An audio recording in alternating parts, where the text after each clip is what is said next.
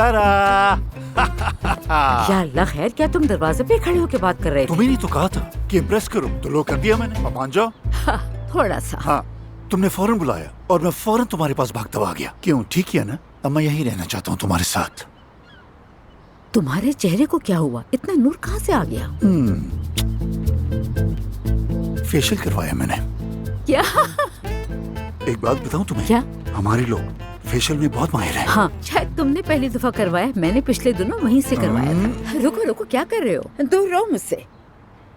मैंने तुम्हें माफ नहीं किया काया साहब। अच्छा, वाकई मैं भी जा रहा हूँ। कहाँ?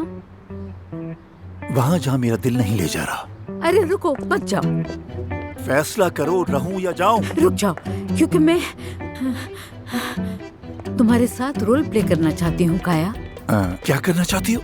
तुम्हें समझ नहीं आया? आजकल के कपल जो कुछ नया करने की कोशिश करते हैं, मेरा मतलब मुलाकातें करते हैं, एक दूसरे को डिनर पे बुलाते हैं, कुछ ऐसे ही सोचा है। क्या भी करना है? हाँ हाँ। अच्छा, रुक जाओ, अपनी हद पार मत करो। हद पार नहीं करूँगा तो कैसे होगा? जैसे हम पहले थे वैसे अब नहीं रहे। अगर जिंदगी को दोबारा स्टार्ट करें तो अच्छा होगा।